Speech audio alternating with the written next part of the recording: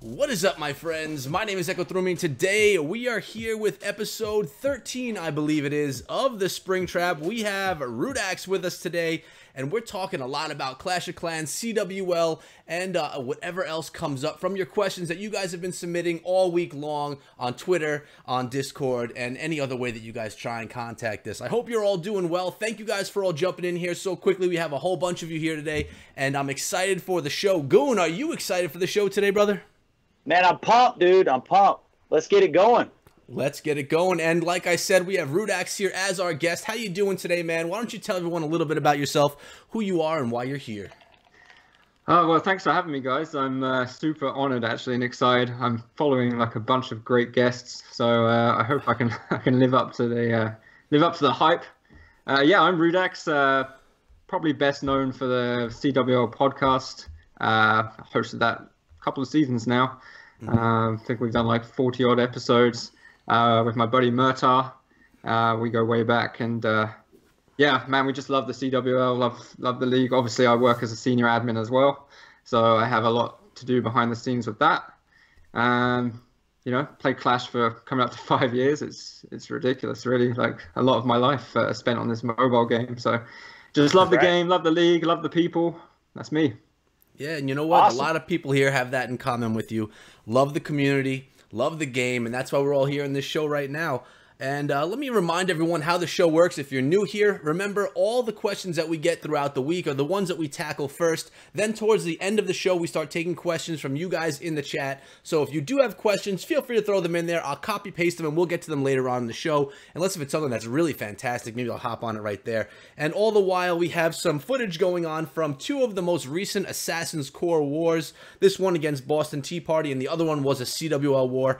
So that's what you guys can watch in the side if you don't want to watch our faces. But basically, I'm going to get into some questions, guys. Is there anything we want to say to everybody, Goon, before we jump into things right now? Guys, let's go, man. I'm excited. You guys all know CWL is kind of the starter league. It's the showcase of all war leagues. I've never personally spoke to RUDAX. We've talked on Twitter over the years, really. But I'm excited to get into this, man. Let's go. Let's get into it. So this is the episode, guys, where we can get deep into those war, really, you know, those in-depth competitive war questions. A little bit of hype right there. We got to already give to DPEG for his donation. So I got a little new donation animation here too. Where is that? Here we go. There we go. A little bit of Teenage Mutant Ninja Turtles. Who is it in the background of that Ninja Turtle hype right there? If you guys can tell me, that would be pretty awesome. But let's get to our first question. It's coming from Twitter right here, and it's from Matthew. Question for RUDAX. Without the opinion of your colleagues, do you personally think a clan which has broken many rules of the CWL, has gotten removed or left banned terms, should be allowed to rejoin the CWL? And I don't want to go into the example, but do you think that a clan should be able to return? And you know what? These questions for RUDAX are for all of us as well. So we could all throw our 2 cents in on what we think about these questions. So we're not just going to bomb you with questions all night tonight. So what are you thinking about that? You started me off with a nice easy one, huh? Nice yeah, layout. We sure did. Layout to begin with. Why start it slow? Ease me right into the evening. You know, it's always unfortunate when a clan gets banned, and there's so many reasons for these things to happen. So I think it's very circumstantial, depending on how a clan reacts, what the incident was, whether leadership was involved, etc., etc. So it's just basically looking at each case and making a decision. I mean, we don't want cheaters in the league. It's just not. It's not what we're about. It's a fair play league, right? But then, you know, there's circumstances where it's out of your control. So you have to have an open mind and look at these things before making a flat black and white judgment, I think. All right, so it's a case by case type situation. Exactly. Yeah, and that's fair. That's fair. Goon, you have anything to add to that, man? You know, that's a tough one. I mean, ultimately, you know, these guys are having to make decisions that are going to be upsetting, you know, when it comes to banning clans. And I think that ultimately, if there's enough evidence to kick a clan, obviously that's the move to make. I mean, you need to keep the league safe as possible when it comes to fair play. Absolutely. Should they be able to come back? They put their time in. They clean things up. Do you trust them, or are they gone? Well, you know, on that, like if a clan legitimately tried to clean up, if it was, you know, 1 or 2 members, not like he said in the leadership per se, the leadership is a little questionable. But let's say you had a couple of members they caught, you know, they got banned or however you caught them, but they cleaned them out, they got them out of there. Maybe look at it. I mean, in a case by case basis. That's pretty much it. Again, case by case being the key, right? Right. All right. Cool. Well, let's jump into our second question. We're not going to wait on it. We're going to go right into number 2, and that one is from Lady B. And again, a question for RUDAX. Suddenly, everyone perks up in their chair. It's a question from Lady B. Everyone wants to know. Okay, what would you attribute the continued success and popularity of the CWL to, already being in its 4th season, growing in divisions, increasing applicants with so many other leagues around? So basically she's saying, why is the CWL just that premier top best league right now, the most popular one? Yeah, well, I think it helps that it was the first. Like it was the first of its kind, right? So, you know, the matchmaking that we used to do randomly, we used to match with the Red Cloud spreadsheet, and it was all a guessing game, and then hopefully you match the other clan. You know, then Supercell put in the friendly war method, whatever, so you could match anyone, and the league followed like straight away. So I think it helps that the big clans, you know, the One Hives and the War Whales and then the North Watchers, North Remembers, they all got into this league like straight off the bat. Like it's the first league, they're invested, they're in there from the start. That certainly helps. Staying there, we have like the best coverage from streamers, YouTube recaps, my podcast. Like it all helps. Like the media all helps, keeps the league going. Like there's more exposure to the CWL than the other leagues that have come behind them. Plus, obviously, Supercell has certainly helped with the finals being out in Estonia. So I think exposure would probably be the short answer for it.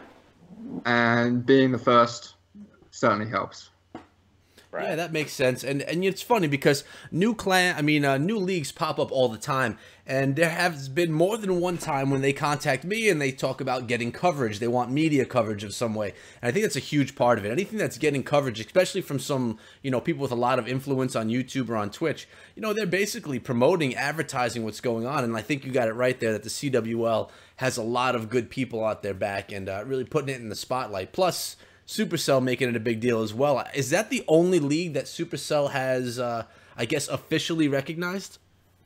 I don't know whether they work with other leagues or not, or what kind of situation or they have with other leagues, but it's certainly, apart from the GML, the German league, it's the only one that I've seen finals being streamed from their headquarters or from Estonia. So that it definitely helps. I mean, like the exposure that stream gives is crazy. And I mean, just from last season to this season, we had to add another 2 leagues to hold the new applicants. So it's a huge help.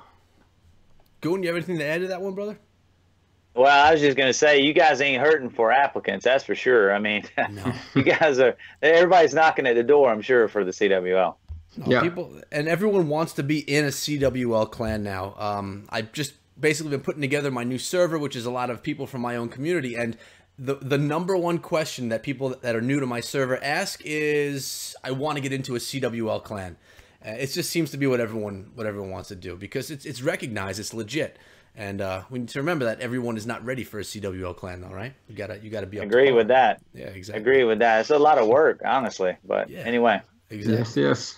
All right, let's see. The next question is from TR.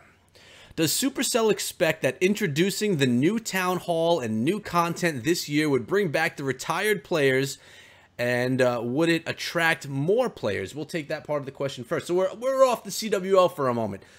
Do we think that new content is going to bring back some of the older players? And why don't I take that one to give you guys a bit of a break, at least to start. I mean, I think that anyone that was a Clash player for a long period of time, addicted to the game, in love with the game, when they hear that something new is coming, they kind of may want to give it a shot. They might want to go take a look. And if it's good enough, if it's that if it grasps them enough, then maybe they would want to try it out again, stick around again for a little bit more. I don't know. So it obviously gives the opportunity for some of those vets to come on back, but definitely, obviously, as well, allows some people to try out the game for the first time, give them that drive to jump in. You guys, anything different?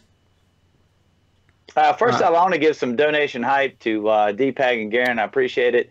And as far as new content and new Town Hall levels, obviously the guys that's been up top at Town Hall 11 and been maxed out for some time, I think it would interest them back into the game, because ultimately, if they're not, let's just say they're pushers and they've maxed out, a long time ago, and they really don't have anything else to do, that would interest them. Not everybody's league play. But as far as the league players, they probably look at it as, oh no, I got to take my 11 to 12, and it's a different aspect. So yeah, I think it would bring back some players, obviously, that have maxed out and got bored. I think so. Mm-hmm. I agree. And I agree with you. You both, actually. Yeah, I maxed Town Hall 11, and I spend most of my time complaining about wanting to do stuff outside of kind of CWL stuff. Like I love farming. It's kind of my bread and butter from my House of L days and going before the leagues. Like I always prided myself on having a max base. It was, we hit it hard. So a Town Hall 12 or whatever kind of thing that they decide to do, if it involves kind of more farming, would definitely interest me. Yeah, might be in the minority of that because I know people don't like farming, but I feel like same with the builder base. Builder base brought people back to have a look. Maybe they didn't like it, maybe they left again, but it definitely is intriguing enough to bring players back. I would think any new content is. So. Oh my God! Sponsor, Radical Rush. Thank you, bro. Rush with the sponsor. Thank you so much, man. Thank you very much. And there was a second part to that question. And does Supercell expect that the new updates would bring back the same amount of players it had before? I guess That's kind of basically the same question. He's saying, will we get, will Clash be what it was before, I guess in its prime? And me personally, I don't think it'll ever be back to what it was in its prime. I mean, but definitely can bring some heads back. When do you think the prime was? Right before, before Town Hall 11 came out, I would say. So you think that Max Town Hall 10 that time was prime, or like when did it start declining? You think the Town Hall 11 before the ClashCon, perhaps? I don't know. Goon, you want to help me out here? I'm stuck. You see me drowning over here, man. I think it was before Town Hall 11 update. As far as the ClashCon, I'm not sure, but I mean, ultimately they were at Town Hall 11. The release of that is obviously trying to drive more people back into the game. So I think each time they start to see a slowdown, obviously at that point it's time to do something. Mm-hmm. So yeah, probably before Town Hall 11. Absolutely. Yeah. There you go. Yeah. Let's get into our next question here. Number 5. What do we got here? It's from True. Do you wish you could change as an admin? Change? Oh, she Do you wish you could change as an admin? Yeah, what does that mean? I don't know. I don't know. I told you I didn't preview these questions. I just cropped them and threw them in here. You wish you could change as an admin. What True, do you wish are you in the chat right now? I feel like a lot of people might want me to change as an admin, but we're gonna skip it. We're going on to the next one. Now, I don't know. We got Malicious Matt, and we have 2 questions. They kind of went hand in hand, which is why I put them together right here. Question for all: with the Town Hall 12 drop looming, how do you think such a release would affect the CWL and other leagues if it dropped mid-season? We'll take that first. You want me to take that? Because whoever. It's definitely something that we've had to kind of think about. Obviously, there's a lot of rumors, leaks, I don't know, teasers, shall we say, about a Town Hall 12. And I mean, every morning I'm waking up and seeing a Powerbank video saying, this is like what we know so far and blah, blah, blah. And I'm like, well, things are heating up. Like, it doesn't seem like this is that far away. So yes, a release in the middle of the CWL season is definitely going to be a challenge for sure, if that's what happens. Mm-hmm. Would have to be kind of on top of it, because you'll have people like me who would just want to gem the whole thing and just to max, yeah. And be like, the big boy on the streets again. But obviously in a fair play league where everything has to be equal, a lot of thought has to go into what to do with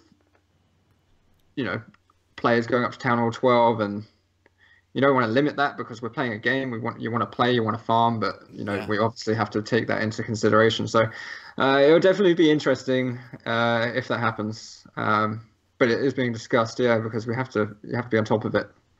Yeah, proactive. I agree. You can't tell people that they have to halt. They can't go to Town Hall 12 because especially those Max 11s, they've been sitting there and they're going to want to jump. And I'm one of them. Yeah, you're one of them, and there's some of like maybe the most dedicated players in the game. So you can't have them wait a couple of months and then just be behind. So not at all. No, it's not an option. So you would set up a tier system possibly for early most likely. Yeah, that would probably be what happened. Clans have to match each other on a weight basis or a Town Hall basis. So. We have right now in the invite, there's a standard breakdown of like 6-18 and then fill with 9s. So we probably have to add a Town Hall 12 area to the top of that and, play around with that. But it'll be a little messy in the beginning. It's a little messy because you also don't know how the attack strategies are going to change when Town Hall 12 gets introduced. Is it can a Town Hall 11 clear a Town Hall 12? Like, is that going to be possible at the start?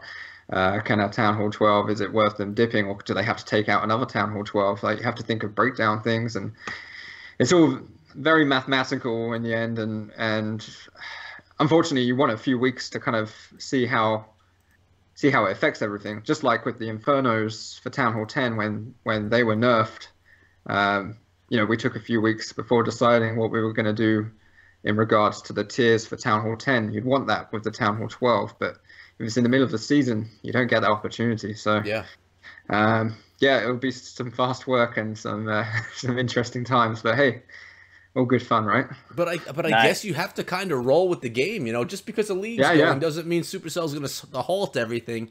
It's no, we make up such a minute part of this community, this Clash of Clans community, that really, you know, there's no way that Supercell would ever care about, oh, well, they're in the middle of the league, we're not introducing a game-breaking thing right now. Right. Because there's like millions of people who want to play Town Hall 12 and people in the war community too, so.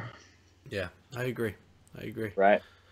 All right, the next question is from BRG. BRG is the old leader of the clan family that got me started here in Clash of Clans, which is the Bada Bing clan. So my old buddy. Yeah, a good old friend of mine too. I was happy to see him chime in here. He says, question for RUDAX. What's your favorite admin friend and why? I like them all. I just like them all. That's the answer. Good answer. Good answer. Man. You know, I mean, being in the admin team, the senior admins, obviously, I work closer with than a lot of the other admins. But then, you know, we have great guys and girls all the way through the admin team. You know, people I didn't know before I started working with the CWL, and obviously people that I knew from other clans that I have relationships with as well. But everyone plays their part. Everyone has their interesting personalities and strengths and weaknesses, obviously. We all do. So no, it's interesting, and it took me a few weeks to kind of, you know, get to know a few of them. You know, like what makes people tick and what not to say and stuff like that sometimes. Because, but it's no, they're all great people. I mean, we're all giving up our time to try and help this league, so. It's all we're all in it together and stuff. But yeah, I mean, BRG's great. He sure is. I know he wants me to say that. Unfortunately, he supports a terrible soccer team, but well, he has more questions. Of course, it wouldn't be that easy. He asked, "What's been the best part of the podcast and the worst?" I think, man, the podcast has been so good. For a number of reasons. Like, I've loved talking to, I'm sure you guys do too, love talking to people in the community, people that maybe you haven't been able to talk to before and ask questions to. Like, you know, you've had Jake and Powerbang, and we've had the same guests, and it's awesome talking to the big people, you know, who are big in the community and getting their insight. But I think like talking to some of the, you know, the warriors in CWL, the people that you maybe don't know, are often the best podcasts, you know, that you have the best stories, the best, you know, they break down stuff like you wouldn't believe, and you're just like, wow, it's like, this is a guy who I didn't know about before this podcast. He was recommended to me, and he's just a great listen, you know, like strategic and stuff. So that kind of thing, I think opening the community, I feel like giving the community a bit of a voice, you know, just a regular player, you know, more of a voice, because you know, I'm a average player myself, you know, and I like talking to people that can make me better. And worst, I mean, it's all been good. I guess the worst times is when someone comes on just belligerently drunk, and and we're a PG podcast or whatever, not PG, you know, like a family-friendly podcast, because, you know, we're through the CWL, you know, Supercell and all that kind of stuff. Not, you know, we don't use like profanity or whatever, because of that. And yeah, it's just horrible to edit when that happens. So so that kind of stuff. But it's, you know, that's few and far between. It's probably happened like once or twice. So, you know, I would say positives, talking to regular CWL players who are like awesome at the game, but you just didn't know.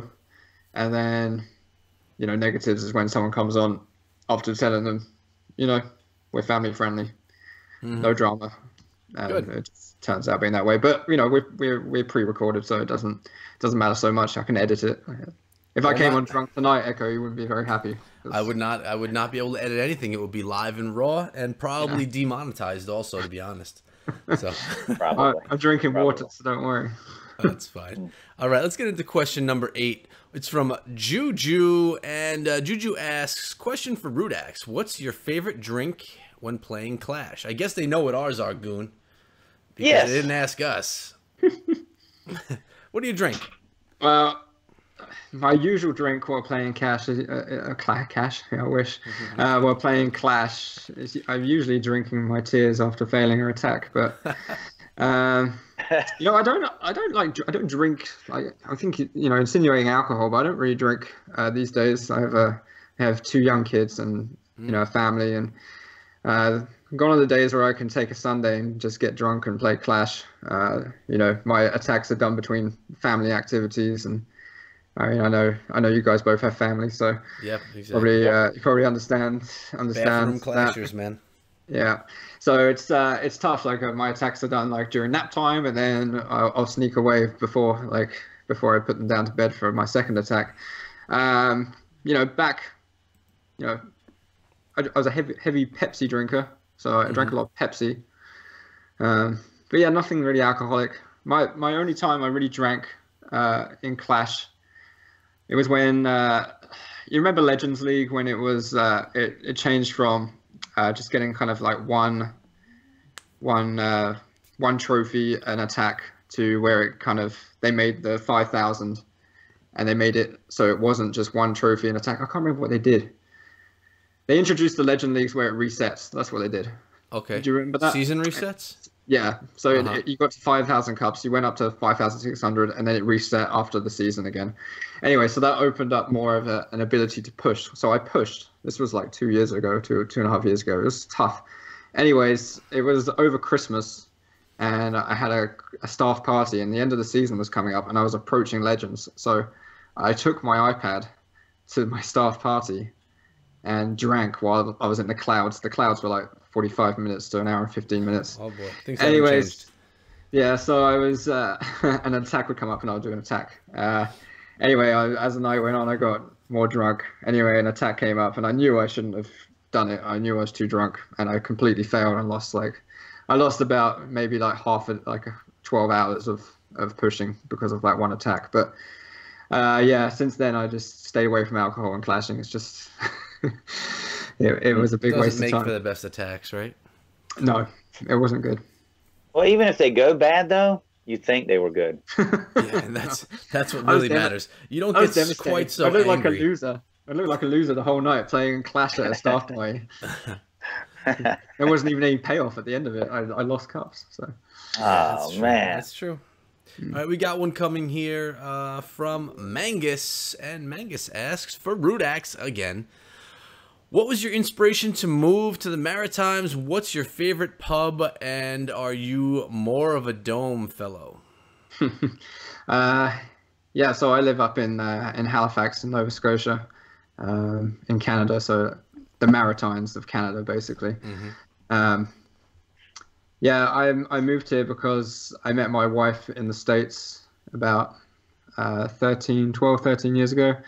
We were both teaching horseback riding at a kids camp. We were teaching kids in the summer. Cute and story. yeah, we met and went long distance. Then I moved out here about 10 years ago. So, and no, I love it. It's awesome. Favorite pub? I mean, it's been a while since I've been to a pub. But what's a pub? What's a pub? Probably like the Old Triangle. It's an Irish pub in Halifax. It's a good time.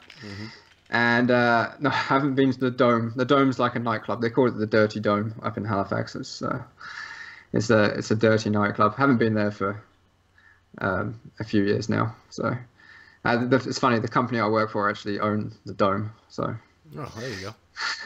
It's a small world up there. I have the same question coming in multiple times in the chat, so rather than waiting until the end, we'll get it now. It's originally from Noob, and I think Luke just threw it in there also.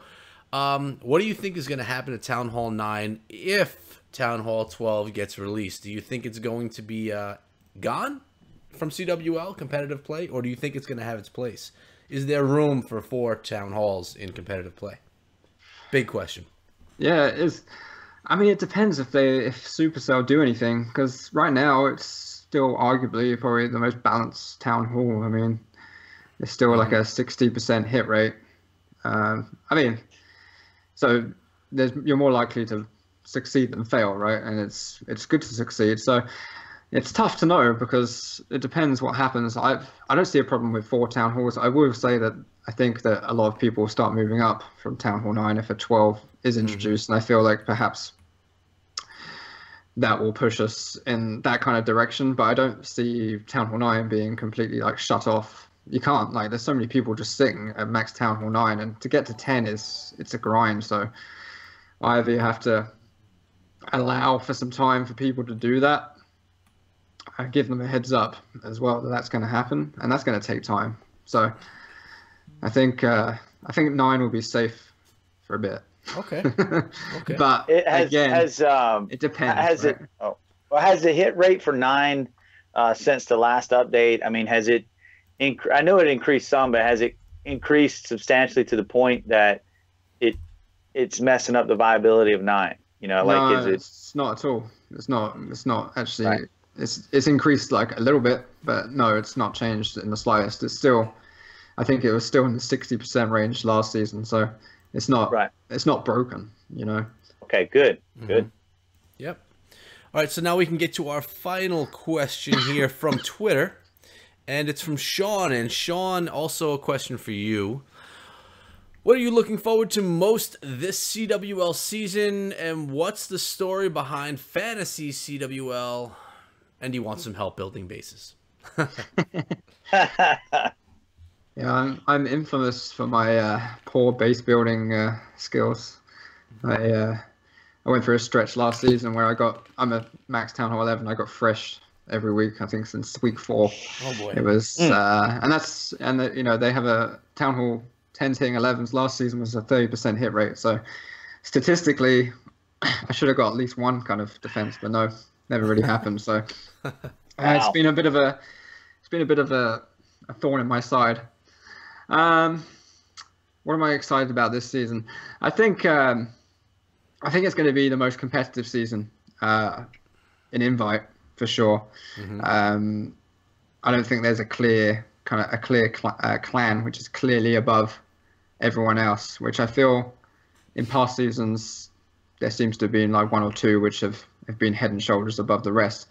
So that is really great. Like, already clans that I thought perhaps would be a real force, and they probably still will be, they've already taken a loss. So, you know, Reddit Omega, One Hive, Warzone, those clans, you know, are in everyone's top 3 to 5, and they've all taken losses. Forbidden, that's another one. Yeah, I think actually, sorry, Forbidden did win both. But I think that's the most exciting thing. Fantasy Clash is something I worked on during the off season. It's purely just for Invite at the moment because it was a lot of work to even put this together. But the concept behind it is, I got it from playing the English Premier League fantasy, which is very similar. Is you put a value to each player in the league, and then you have a clan set up. So basically, the breakdown is a 4-6-4, 4 Town Hall 11s, 6 Town Hall 10s, 4 Town Hall 9s, and you have a budget of 90 gems, and the values of the player and the gems, you basically have to make a clan out of that. So I took the placement stats. I'm not sure if you saw the CWL had placement matches before the season. And so I took the stats of the players and kind of made values out of their hit rates, and then people picked clans for the season. So, okay. So it's just something a little bit more fun. It kind of puts the onus on the individual player instead of the clan. Like, the pick'ems are awesome, but there's never been something which is, you know, I need Itsu to get me a triple and I get like 20 points, you know. So it gets people, like, you know, fantasy football. Everyone's invested in fantasy football. It's, of course. You know, So I thought it'd be a good way to get some more exposure to maybe, you know, players and wars that people don't usually watch. So yeah, and it's so far so good. Good. 3 weeks in, and yeah, it's a lot of fun. Sounds cool. Yeah. Goon, do you have any questions over there that you want to shoot off before I start getting to some of these Discord ones, or did I steal all those questions this week from you?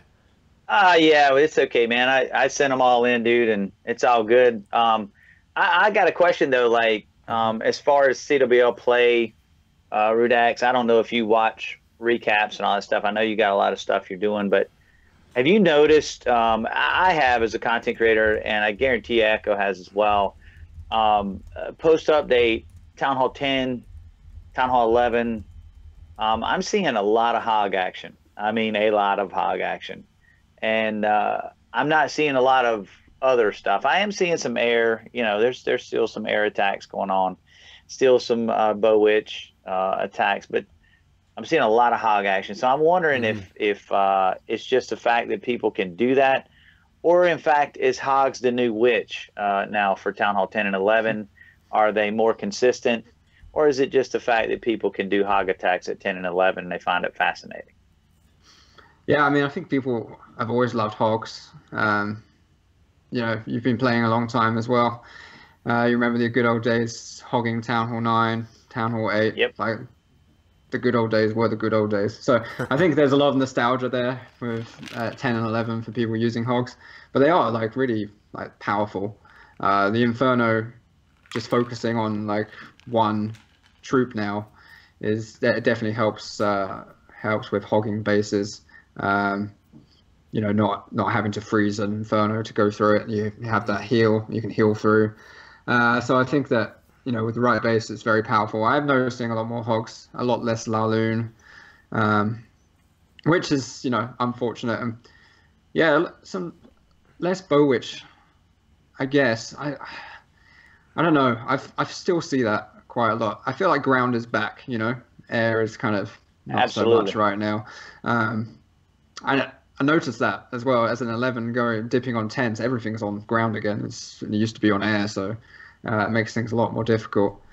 Yeah, I mean, it's so hard to defend hogs if you get a good kill squad in there and take out a lot of that base. It's so hard to defend hogs. What do you think about miners now, RUDAX? Have you seen? No, I haven't seen any of those. I literally have seen two post update in all the clans I cover. You will be seeing those attacks on video pretty soon. Also covered some dragon attacks as well. And I'm here to tell you, man, there is no love for miners right now. There is I haven't seen dragons, miners, baby drags. Baby drags were something that was in for a bit, and then they've kind of gone. I mean, I'm seeing so more powerful. baby drags. I'm seeing more baby drags right now, but not at 10 and 11 per se. At Town Hall 9. Town Hall 9's a fun attack with baby drags. Yeah. Yeah. Now, with that being said, though, there's a 2-star 10v11 attack being utilized with baby drags. What's it called? The Grave Digger? Like the Grave Digger? Yeah, the Grave Digger. And it's basically, you skelly spell the core and rage it, and then you baby drag the outside because percentage. the Inferno is being on single now. That's viable. Yeah. Mm-hmm. You need to put you need to put like splash around the middle to kind of stop that. But the thing with hogs is that a lot of the time, if you don't even have the kill squad to go in and you just lure the CC out and you can get access to a hero, you can just mass hog the thing as well. So it's powerful. I agree. Right. I'm sorry, the comment about Goon being sexy, I had to start laughing. Wow, somebody's blind, but anyway, it's okay. You're a sexy gentleman. All right, let's go into some of these other questions that I have. These are all coming out of the Discord server, both from my Discord and from the Circle of Clans Discord. With that being said, in the description below are links to both of our servers. If you guys are interested in joining the Circle, the recruitment link is right in there. So if you want a nice CWL clan, competitive clan, or to bring your clan over, it's there. If you want to just hang out with me, come on over to my server. So we have something here from I'm Batman. It says, what are his thoughts on other leagues like NDL that aren't admin controlled, where clans rep and have more power? Would the CWL consider switching to this model, or are you guys happy basically where you are? So first of all, what do you think personally of the NDL? I think great concept of a league. It's probably the purest way to play the game, right? You're hitting your own town hall level. Yeah, good way of putting it, yeah. So yeah, it was a good concept, and they've done pretty well at getting out getting it out there, and had a bunch of clans, and I think they're in their second or third season now. They're coming towards the end of their second, right? Yeah, I think so. Yeah. So yeah, I mean, I'm all for. I'm not sure if people think that, you know, CWL hate NDL and hate MLCW, or every league hates every league. It's certainly not the way I think about the game. I think that the more leagues, the more competitive war scene, the better. So, and there's plenty of room. Not everyone's going to enjoy CWL. Like, some people want to play NDL. Not everyone wants to be like the pressure of the CWL either. They might want to, you know, give MLCW a try, you know, and work their way up. There's plenty of leagues for people. So, yeah, I've got utmost respect for anyone that has started leagues and have made them work. So, good. I gotta say, I like the diversity in leagues right now, man. I like as a content creator, there's all kind of leagues right now, and obviously we want them all to be successful. I mean, we want all leagues to be successful. I mean, the CWL can't handle all the traffic trying to get into it. Obviously, you only have a certain amount of space. So why not try out these other leagues? You know, if you want to hit your own town hall level, go NDL. If you want to, you know, if you've got town hall 8s in your clan, you know, there's a league for that. You know, brand new. There's a brand new league called AWL. You know, it kind of runs similar to CWL and NDL. So like, there's a lot of stuff out there. I think EWL accepts town hall 8s. So I mean, there's a lot of diversity in leagues right now, and I think that's a good thing. It's a great thing for the game, and I think we should all support them. Yeah, sure. And that's the point right there. We're all like league players, farmers. No matter what we are, we're all clashers, and we want this game to thrive. And the more leagues, the better, in my opinion. They all, like you guys were saying, they all have their place, and it's cool too for some of these other leagues that do accept the town hall 8s, because some people, they like to stay those lower town hall levels, and having a place for them to compete as well is nice. So I agree with that. And we actually answered a whole bunch of questions within that one question, so I could skip a bunch of these guys that asked similar questions to what we were just answering. So I'm going to jump over to Flashback's question. And for those of you that don't know who Flashback is, she is the recruiter for us over in the Circle of Clans. And she says, for all three of you, if you were a breed of dog, what breed would you be, and what would be your favorite toy? Goon, starting with you. Oh, well, look, I'm going to tell you, I would be a golden doodle, because I have a golden doodle right now. She's smart, and I love her to death, man. That would be me. And why? Oh, was it why, or what would be your favorite toy, man? My favorite toy. Oh, that's a funny one there. I think, man,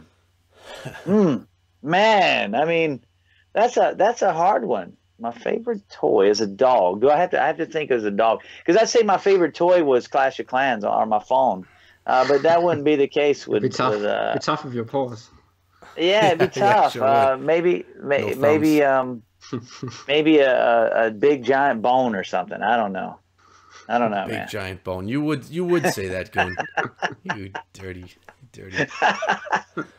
RUDAX, what do you have, man? Oh man, I feel like, because I love dogs, and you know, I have a dog. He's a cross between a husky and a lab, and he's just lovely. I would be a husky, I think, would be my breed. I've always just loved how wild they are, but also like they're a good pet as well, very protective. So is the husky the one with the blue eyes, or is that the one with the brown eyes?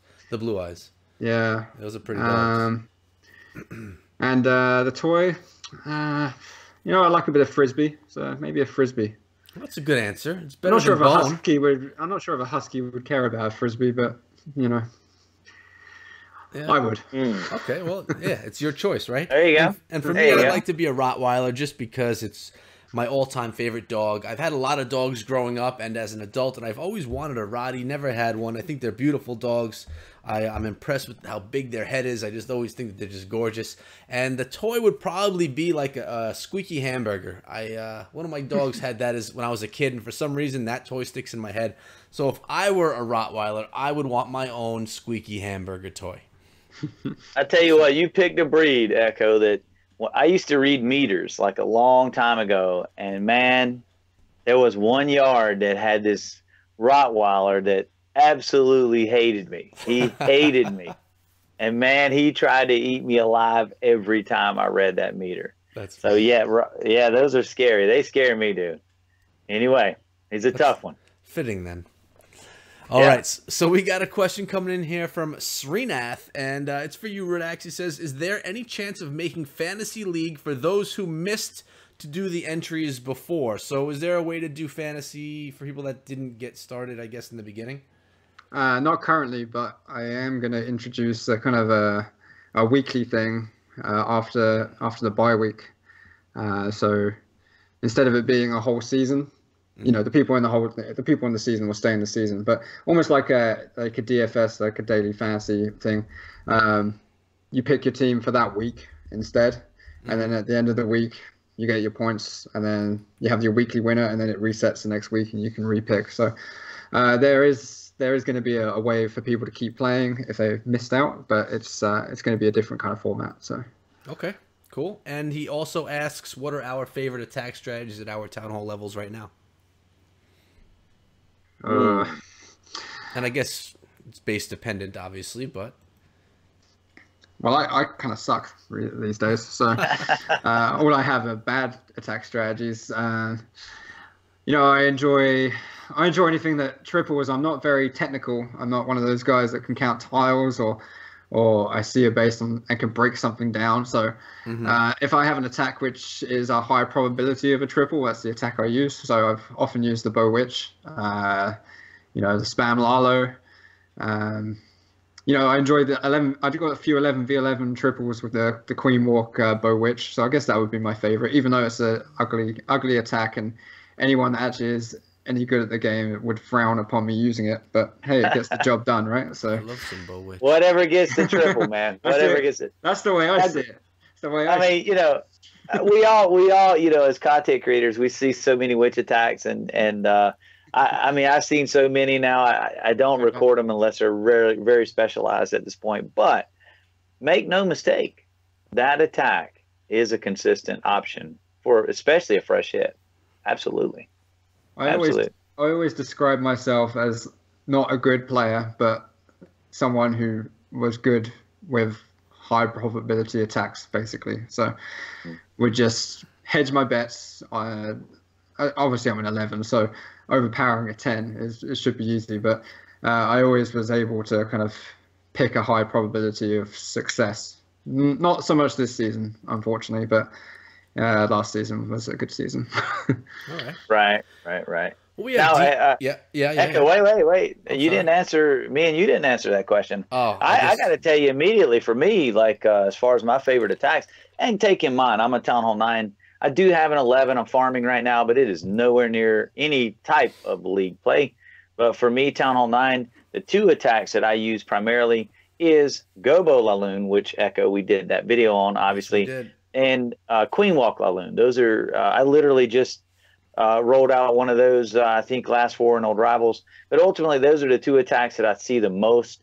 I like to try to keep diversity in my attacks, and I like to try to keep learning. But there is times that I'm restricted by my time, and I have to just get my attacks in quickly and work on something else. Time is a factor. So there's times that I don't have all that time to learn other stuff.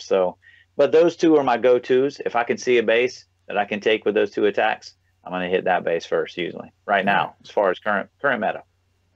And me, I always like Bow Witch, but I really love that Queen Walk Bow Witch. You get that Queen walking down one side. I don't like to jumble her up with the troops going into the base. Queen Walk Bow Witch at Town Hall 10 is my favorite strategy. It's probably one of my more go-to strategies when I'm trying to 3-star base. And it's gotten much stronger since those Infernos have been nerfed a bit there, so I love it. And, I've been pro Bow Witch for about 10 months now. My channel is spammed with Bow Witch videos. I just love it.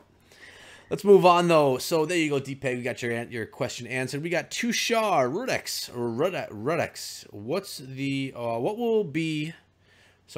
What will be the role of Town Hall 9s? And we got that question already. Sorry, I told you I didn't preview these guys.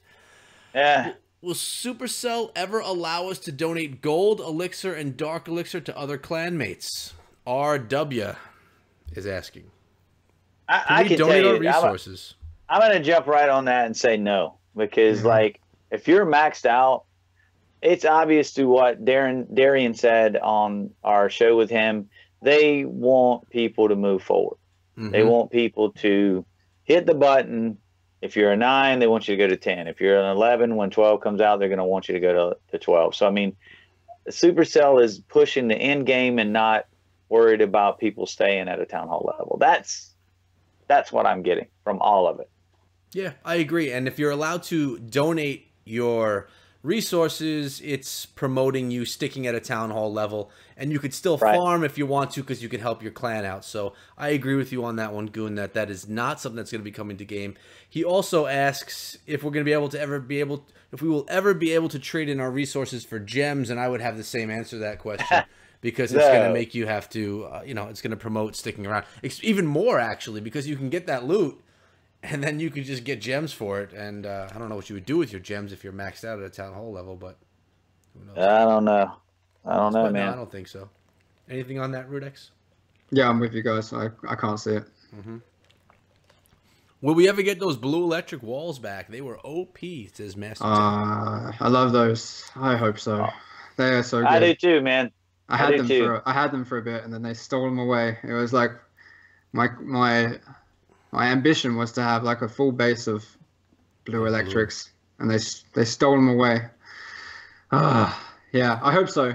Didn't Darren on the show, didn't he allude to the fact that maybe they'll come back? See, you watched. I'm impressed that you said that. Yeah, you're the first person to actually bring that up. But he did say something about blue. It was him teasing in a way. Like, he didn't give us an actual answer, but he did allude to something possibly blue coming back in the wall scene, which would be pretty darn awesome. I don't know. I'd love it. I would love it. Yeah, that would be cool. And, yeah. What if it's a blue town hall? Because look at what they've done with I guess with the Town Hall 11, as you can see, there's white in it, and the max wall is white. So the max wall for the Town Hall 10 is what the lava looking walls now, the orange ones. So that's kind of like the fire in the Town Hall, the lava looking stuff. So I'm wondering, man, if they'll just go and make a blue Town Hall, man, on 12 and bring those sexy walls back, dude. Yeah, that's what I'm saying. That's if they're making a Town Hall 12. Remember, that has not been 100% confirmed yet. I know, but I'm just saying, we're talking about it like it's happening, but there's been a lot alluding to other stuff as well, so I don't know. That's true. I'm not 100% sold, to be honest with you. I could be Echo bursting the bubble. Yeah, it could be. I don't know. We'll see. Time will tell. It's in the air right now. Yeah. I mean, is it the right time for 12? I think honestly it's not, but not just yet. I mean, I don't see all the data that they see, man. I don't know where the 11s are. I don't know how many 11s have been maxed. I mean, they've got a formula for it, but league wise, I'm sure you guys want them to wait until after the season.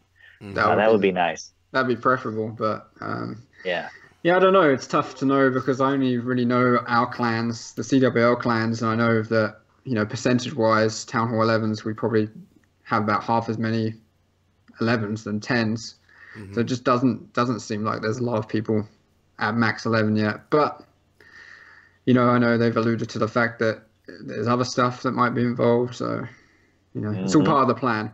And we all kind of complained when the Inferno nerf came through a couple months back. Supercell have lost it. They don't know what they're doing. They've ruined the war scene. But has it changed much? I mean, yeah, the percentage has gone up by like 10%, 10v10 triples. Like, that's it. That's not game breaking. That's actually it's helped the game. So they do kind of know what they're doing. Surprise, surprise. They know what's up. They definitely have created a friendly environment for a 9 to go to 10.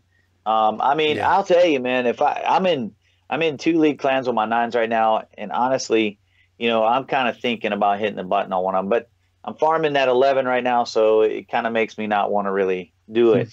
But I've thought about it. I've thought about taking Dragoon to 10, and I would have never said that a year ago. So yeah, it's possible. Wow, do it. Donation hype. We got Chris throwing a donation. Thank you so much, man. A little bit of hype with those Ninja Turtles and Vanilla Ice in the background. If you guys didn't know who that was, coming at you from the, what is that, the 80s right there? Thank you so much, Chris.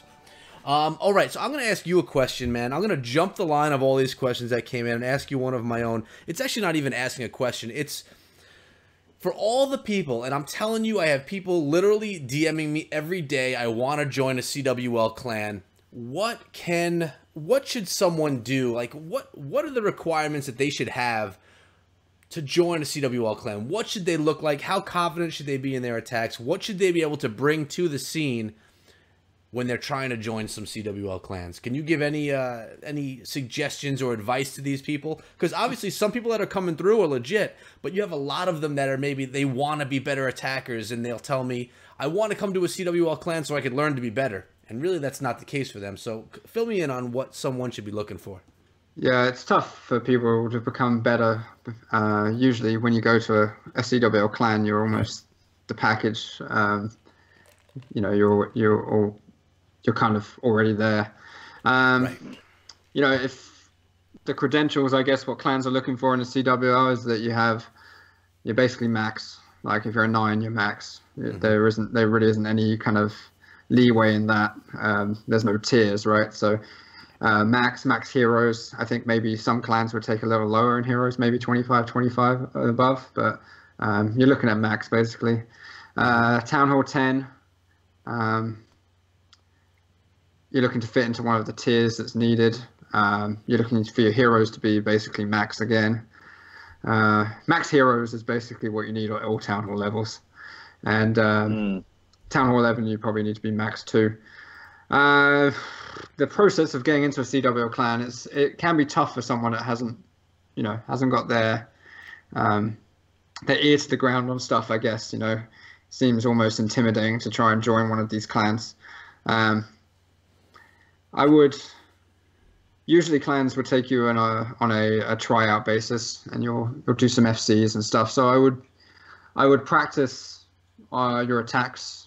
You know, 9s you want to be hitting pretty cleanly. Their going rate's like 60%, right? So you want to impress a clan, you want to be around that kind of area. Trying different attack strategies. You don't want to be set on one. You want to be start like doing, you know, a number of attacks, showing diversity.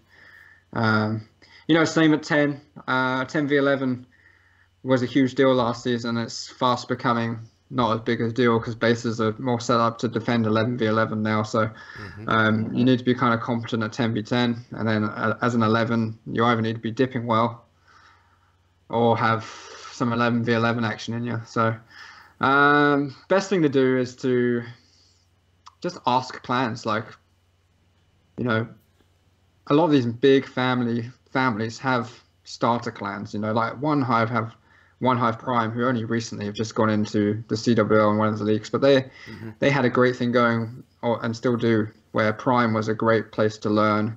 They have a clan below Prime now, which take, you know, guys who want to learn more and grow. So clan families like One Hive realize that, you know, yeah, they can get players like Itsu in and other big superstars, but the players that are going to, you know, stick with you all the way through and become loyal and become like One Hive are the guys that you bring in who need the help, and you can grow with the clan. You know, I'm sure a lot of their players that are their top players now have been there for months or years even, and started just like any other guy who wanted to get into a war clan, you know. So I'd look at those big families that are set up to kind of, you know, take players from, you know, being a novice to someone who's war savvy. And the community really is, you know, as much as it can seem like it's intimidating and everyone's like not willing to help, there's a lot of people who want to help people, you know, like. So just communicating. I mean, DMing you, Echo, is good as well. You know, you're a good guy, but thanks. Man. Yeah, you're a good guy. But that's the right thing to do, is to talk to people that you feel comfortable talking to, and to be guided by those people. So, and I agree. And they will point you in the right direction. So, cool. I will say, like, some clan families require, you know, other apps like Discord, chat, voice, 100%, you know, sketch with attacks. You know, you got to sketch out your attacks, or either get on voice and explain your attack to them while you're looking at a base, which, you know, I've done that in some of the clans I'm in, and I find that interesting because getting other eyes on an attack plan, you know, I'll voice out my attack, and sometimes the guy might say, you know what, Goon, that sounds great, you know, or he might say, Goon, you know, I don't know, man, your funnel, you know, it might not work, you know, this might happen. What about this? What if there's a Tesla farm here? You know, like, so it's good to kind of do that. But some people need to realize that, like, a CWL clan is going to have parameters that are a lot more stringent than your regular clan that's doing farm spins. They might require sketching. They're definitely going to require base building. If you don't know yours, hopefully they got a base building team. Or if you don't know how to base build, but you're definitely going to have to build bases every week, at least once a week, for sure. And if you're not into that, you know, if you're not into communicating, sketching, attacks, it's probably not going to be for you. Obviously, consistency was going to matter, but you're gonna have to be good at especially at Town Hall 9. You're gonna have to get it done. I mean, there's not a lot of room for you know, a lot of error there. Town Hall 9 is pretty competitive, as well as 11. RUDAX at 11, man, it's a tough game. If you ain't getting it done at 11, that's the pinnacle. So I mean, at that point, you know, teams will bench an 11 probably quicker than a 9. Wouldn't you think? Yep, 100%. Yeah. There's some dragons right here people were looking for. We got some going on this attack right here. I should give a shout out actually and a mention to I'm not sure if you guys ever listened to the Coach 21. He's got a podcast. No. Is he with the Casual Clash guys? That's right. So those okay, guys, yeah.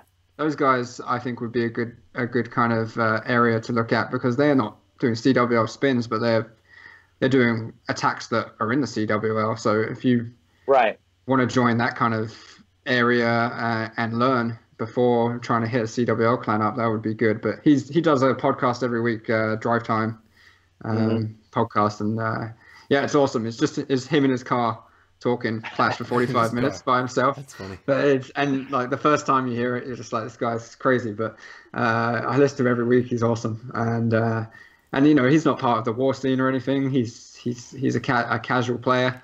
But he's a good listen, and he's listened to you guys as well. He talked about your show on there. So, nice. Yeah, definitely I would recommend him as well, because I feel like he's the go-between. He's representing something that's not completely casual, doing farm wars and everything, but he's obviously not representing CWL. He's somewhere in between, where people are doing the attacks in the CWL, but they're not taking it as seriously, you know. So I think that's a good way to learn. And yeah, the Casual Clash server that Cleric said, he talks about that a lot. So I've covered those guys before. I did an event for them a while back, and yeah, so they're definitely a solid group over there, man, for sure. Yeah. Let's move on to another topic, and it's about media in CWL. Chance asks, what are your opinions on the state of media for CWL? Do you think it's going well? Do you think it's suffering? They seem to think that it's not as thriving as it was in Season 1 of CWL. Yeah, I mean, it's tough because we're Season 1, probably Season 2 at its peak. Season 1 with Powerbang doing the Champions War League YouTube. I mean, you know, Powerbang, he's amazing at what he does. Oh yeah. You know, he grew that channel, worked hard on it. It's going to be hard to ever get back to that kind of level, you know. Like, he's very well known and he's extremely engaging. So, yeah, I mean, that coverage was awesome.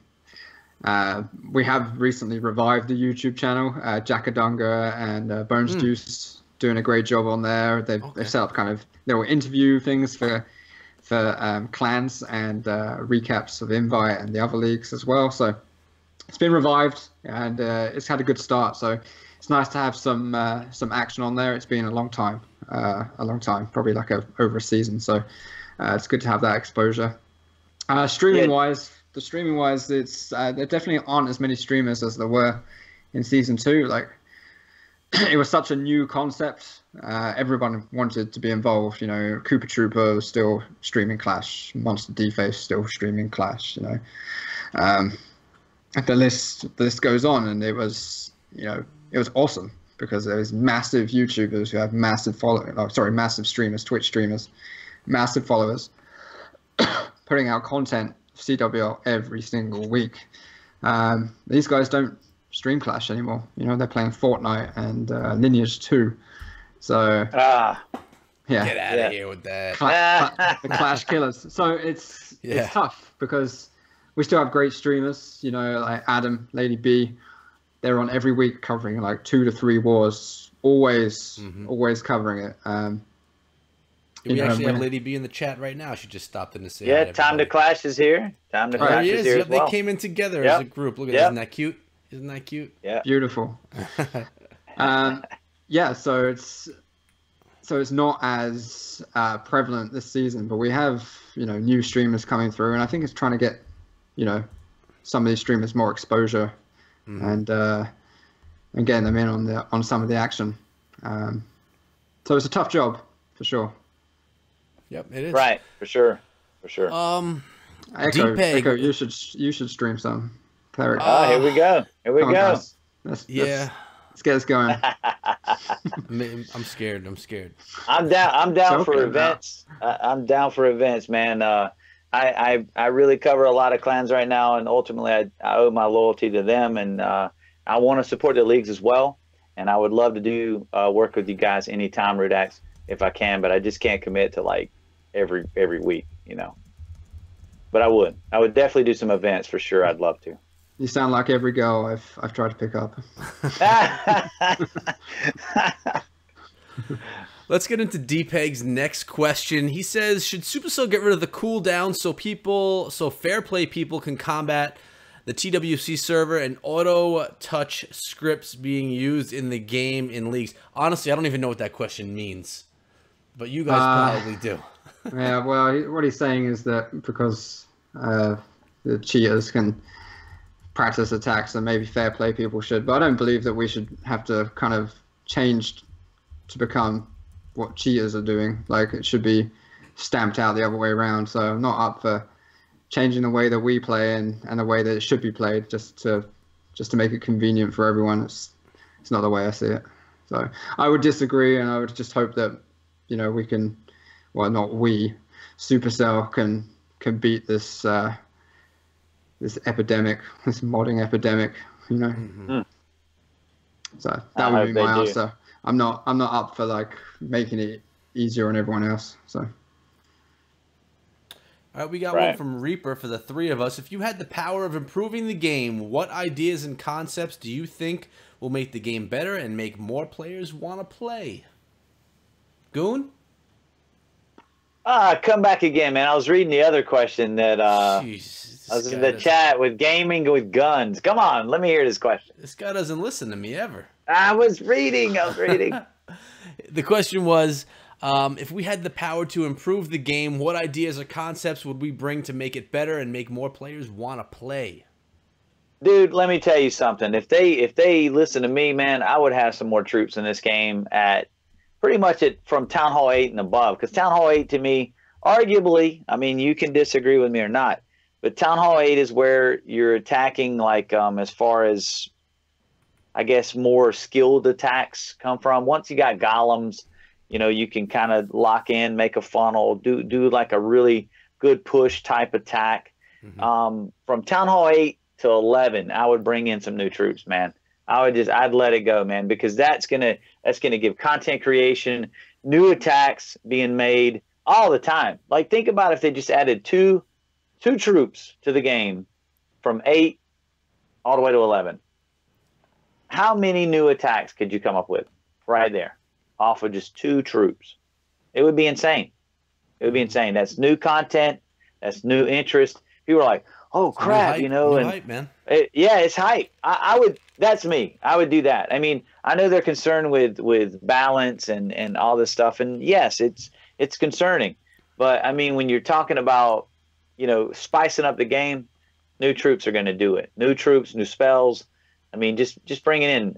You could bring some traps in if you wanted to, or new defenses, but make it try to balance it as much as possible. But new troops, new offensive troops are going to bring interest in the game at all town hall levels.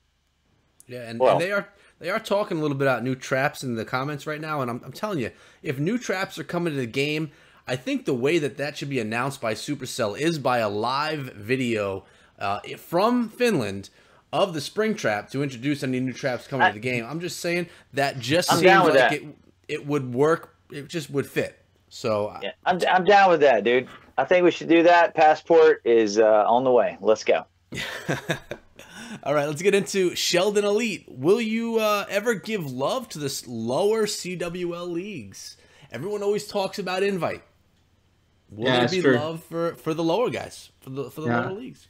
I mean, invite does take center stage. It's of course. It's definitely does overtake a lot of the other leagues, and and I feel that, if I was in a lower league, why are they always talking about invite? Because the lower leagues bring a lot of great action, great wars. Oh yeah. Just as competitive. Probably some of them could beat invite caliber clans. Actually, we see it time and time again.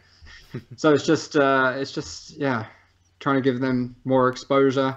I'd like for the YouTube to be able to promote more of the attacks in the lower leagues instead of having invite and having great attacks and then all the other leagues penned in one, is to split it up even more. So hopefully, as it's just starting out, we can definitely extend more exposure to sort of the lower leagues. But last season on the podcast, it was all invite, and we had a few people doing some of the lower leagues, like Klaus and Riggs, like Clashing FFS basically, and those guys did a great job recapping and stuff. But as the season wore on, they moved on to other things, and we lost some of that exposure. So hopefully we can get it back. I heard you mention Klaus there. A little preview, guys.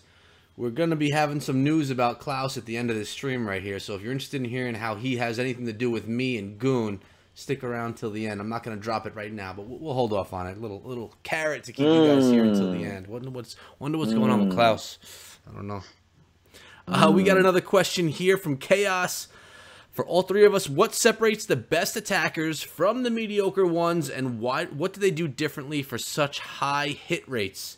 And I mean, I'll kind of jump in there and say, not that I'm one of them, because I'm not, but from what I see, from when I come over to these clans, to see the people that are consistently being highlighted in my videos, consistent names that I'm seeing getting triples or six-pack in wars, they are the same people that I'm seeing doing friendly challenges like crazy in the clan, practicing in the clan chat all the time. The ones when I ask for a donation, they're the ones doing it. Basically, it's consistency and it's practice. If you're practicing your attacks, you're getting better at your attacks, just like anything else in life. So it's practice, guys. I mean, that's what I think. I agree with that, but now there's another element to this. Okay, so when a war starts, everybody that uses a caller, and this could be in not just league play. The first ones to make a call get to basically pick the base that they feel strongly that they can 3-star.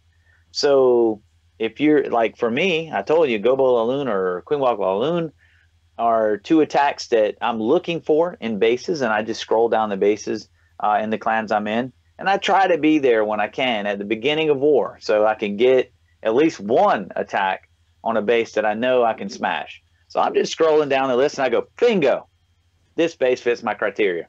Bing, bing, bing, get a war match, call the base, I'm attacking. So that heightens my odds of success by being able to pick the base I want.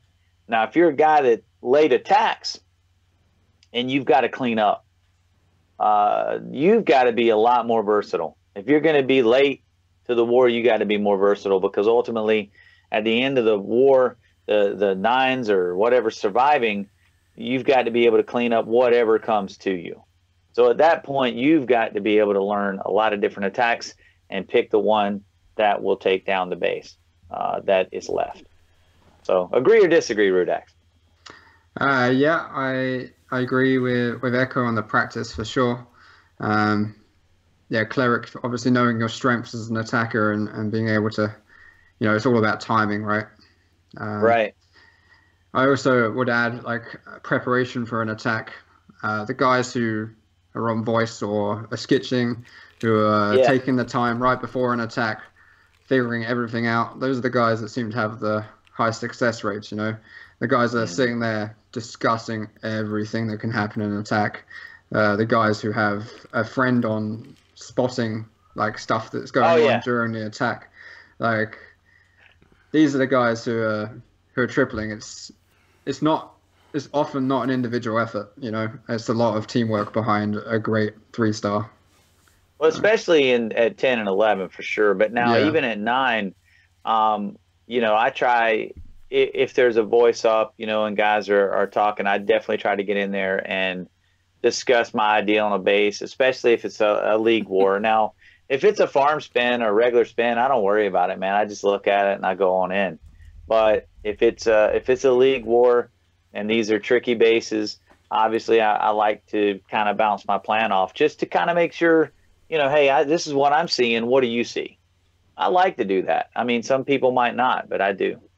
Yeah, there's sometimes like a drawback to doing that. I find as well, where you're so confident about an attack and you're going to kill it, but then you run it by someone and then they tell you, well, what about this? How about this? You didn't see this, and you're like, well, now I doubt it. Now what happens though? I'm not so confident anymore. It can backfire as well. So it's not always so simple. Sometimes the doubt that other teammates can bring can actually really affect your attack. But I think it takes a lot of comfort with your clan members to be able to kind of work together and pull off a triple as well. So. Well, now your teammates are going to know your strengths as well. They're going to know what you're good at and everything. And I think for the most part, if my you've been with a never group know of my guys, strengths. well, I mean, mine do. But I mean, if they've known you a long time, they should be able to know what type of bases that you're good at, and for the most part. But you're right. I actually had that happen to me about 3 wars ago. I was going to do a Gobo Laloon on a space. I was going to get it done with the clan I was in. They said, nah, man, you don't need the bowlers. Just do a Go Laloon. You'll be able to get the value. Well, what ended up happening, the kill squad did not get the value. And so when I went with the Lalo, it was ripped. I didn't get down what I needed to make it successful with the kill squad. Mm-hmm. So it ended up just going to crap. And I was mad. I was actually mad, dude, because like I seen the attack going a different way. And I went with the voices on that night, the guys that said, no, you don't need it. I went with them. I trusted them. Yeah. And at the end of the attack, I was kind of pissed because like what happened was what I thought was going to happen. But I mean, I was like, okay, all right, I'm going to listen to you guys. I'm going to go this way. And I did it and it failed. And I was like, at the end of it, guys, this is on you. I'm good.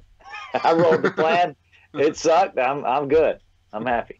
So, but I was pissed to fail though. I don't like failing. I really don't. I mean, we're gonna take some fails, and all of us fail, but it's never good. It don't feel good at the end of it. Yeah, true. Who likes to fail? Let's get into our next question from Beastos, and these are 2 popular questions right here. Lots of upvotes. We got, being a CWL admin, do you and fellow admins keep track of what's going on in the lower leagues and upcoming leagues? I mean, obviously you know exactly what's going on in the Invite League, but do you guys pay as much attention to what's going on in the little guys? In the CWL or other leagues outside? In lower and upcoming leagues. Okay, so other leagues, I guess. Because we know what's going on in the CWL. But yeah, the other leagues, we actually recently have got more of a communication with the other leagues that are happening around Clash of Clans with the war community. So yeah, it hasn't been like a huge communication before the season, but we've opened the doors recently, and there's definitely more communication between leagues. We help each other out with fair play issues and I was going to say that in and of itself, having that network, that's a great thing. That's a great thing. and we want to do like events in the future and stuff. So the doors are kind of open. So it's kind of weird that it didn't happen before, really, but it happened. Well, you guys are probably focusing on a lot more at the beginning. I mean, obviously, Inception, you've got other things you're worried about. You know, just running smooth, for instance, just getting successful seasons. I mean, but you know, you've kind of perfected what you're doing right now, so now you're able to look at different avenues. And you got to wait for other leagues to make sure that they are stable enough as well to kind of work with them too. So, because you know, there's been leagues that have come and gone within like a couple of months. So absolutely, it's not often us that's waiting on other leagues as well to be stable. And we've got, you know, a good few leagues now which are rocking. So yeah, it's all good. Second part of his question is, do you have any bets on who's going to win in your own CWL division? Do you have any horses you would be willing to bet on? I know it's early in, but... Yeah, I picked, at the start of the season, I picked Red Omega to win. But I thought they would be head and shoulders above everyone, but it seems, like I said earlier, it just seems a lot closer this season. Like, it's going to be very competitive. So... Red Omega definitely have the talent, but man, like there are some awesome clans who would not be surprised. I feel like there's, you know, 7 or 8 clans that can take it this season. Red Omega's 0-2, is that true? That's what Time to Clash is saying right now in the chat. That's right. Look at that. All right, let's get on to another question. With many different elite clans working with countless high-level attackers coming from different structures, how important is it to find the clan with the war strats that work best to fit when with an attack style? Can you repeat that one? Yeah, because I couldn't follow it myself even reading it. I know Goon wasn't even listening. I was reading. I know you were reading.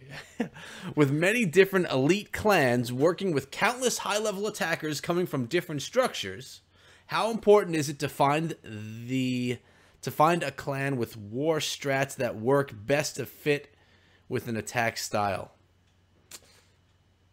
Still doesn't make sense, does it? No. I'm struggling with it. Is he trying to say like he's trying to find a clan that? No, this is someone from the circle. It's from Leponte. I don't know what he's asking. So we're gonna move on to the next one rather than trying to decipher that one. From Duber, from Elite Academy, which is the clan that we're in right now. Question: how do you all see the CWL and other leagues like ICL and NDL changing with the new Town Hall being released? We kind of discussed that earlier. We don't know if it'll be Town Hall 12 or even still are the Town Hall 9s going to be irrelevant.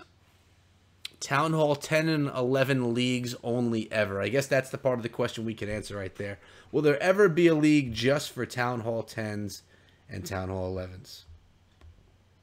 Well, if Town Hall 12 isn't released, I don't see many Town Hall 9s moving up to 10, so I don't think so. Maybe it'll be a even more reduced Town Hall 9s, but I can't see it ever going to 11 and 10. Not unless they really break Town Hall 9, like they really change it. But I don't see it. I see a new Town Hall coming before that actually happens. So. Okay. And we got one from Lil Zebra, and they're asking, is there any point in the future that the CWL Discord server can be publicly available? So will you have a link where anybody can join up in that server? We had that for a bit, a couple seasons back, and it was stopped. That's been asked before. Adam talked about that a few weeks ago with me. Okay. I'm not sure. I'm not against it. It's just.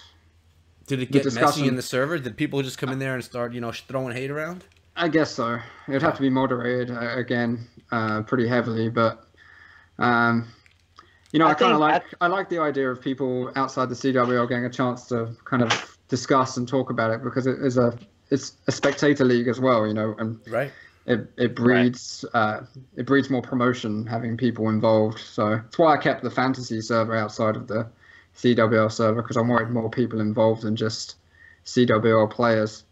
It's definitely not been discussed, but it is an interesting point. I don't think I was there when it got taken away. I don't know why it was, but it's definitely probably toxicity more than anything, or just I would imagine that's probably what it was.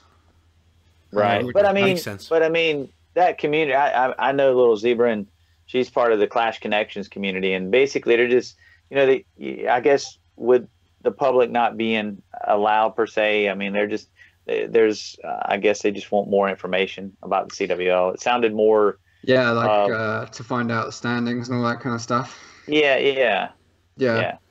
Even just having an area just to come into the lobby, which we do. We have like a welcome lobby where you can see info and stuff, but it's not very well promoted. I think getting the word out that you can be in the server but not be in the chat and still get the information, getting that out there might be a good idea.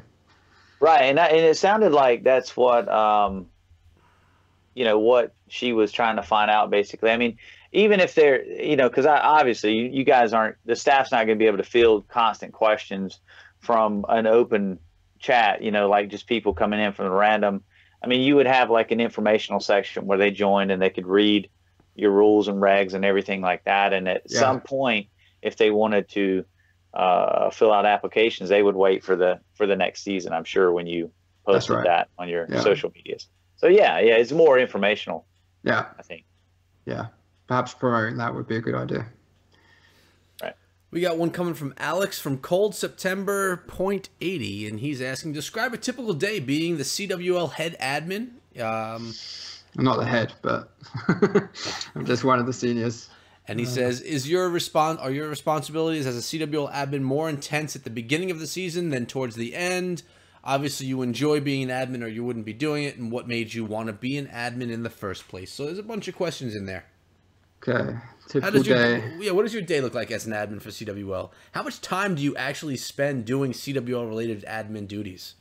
Quite a lot of my day. I mean, it's not one chunk of time. It's kind of, I'll wake up in the morning. I'll read all the messages that I've missed, which takes, quite a while.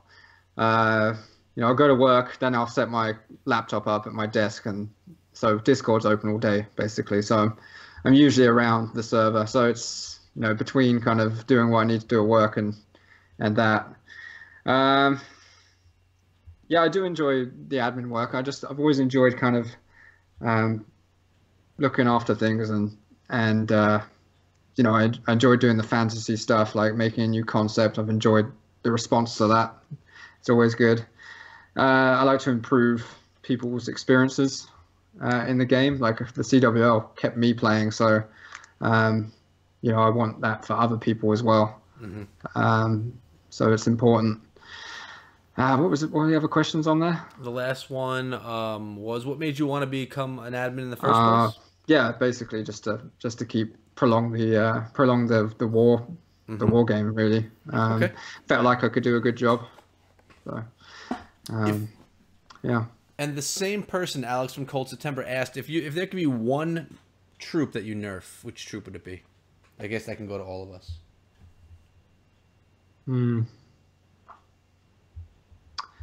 I know, so it's good. It's good balance at the moment. I don't want to nerf a witch because I like them. I was just gonna say witch. I like the witch. I like the witch. You can't nerf my witch. I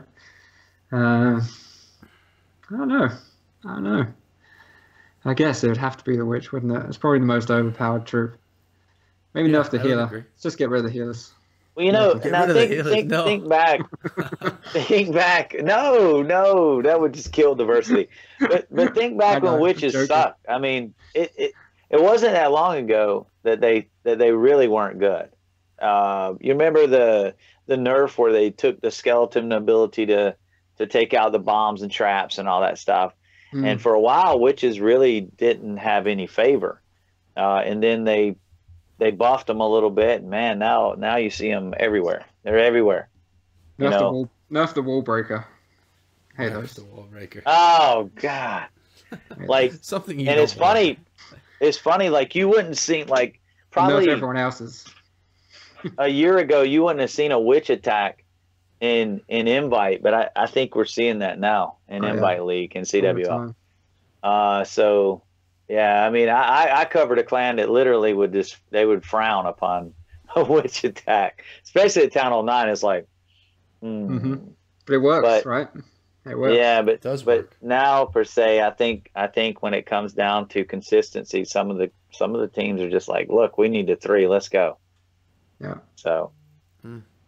I would nerf everyone else's wall breakers because they apparently know how to use them and I can't. So I see people doing like triple wall breaks on bases, and I can't. That's insane. I can't even get through a first layer. Like I got the first layer, dude, but second layer, unless there's a rage involved, it's over. They're dead. Yeah. So something always gets them.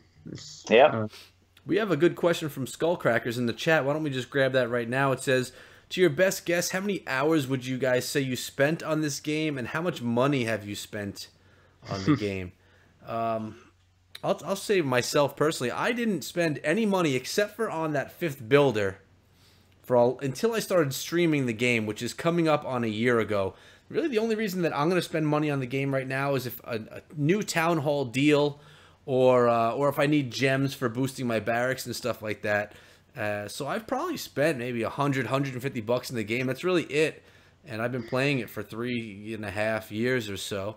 And as far as hours go, I mean, I don't know how many hours. I don't even know how to calculate how many hours I played, but quite a bit.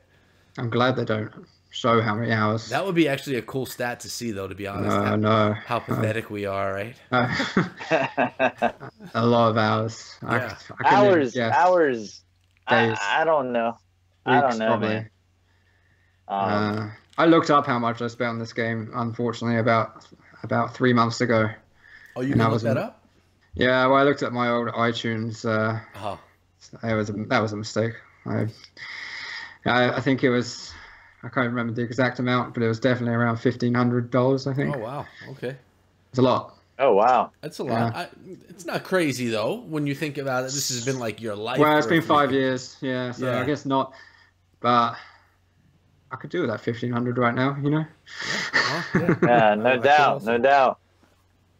Good. I probably spent, like at one time, like tracking it, I probably spent about $400, but that was at the time I was farming 3 accounts pretty hard, but I'm not counting, let's just say I've acquired some accounts since then, and I'm not counting that money. Wasn't you know, we all know we can't buy accounts. That's against terms of service, or is it now? But let's just say that the money, when it comes to that, I don't know. It would probably be, a few $100s more. So, okay. Yeah. All right. And what other questions do we have here? A lot of people are saying nice things about your fantasy league. A lot of comments basically patting you on the back for that. They like what you're going with there. Thank you.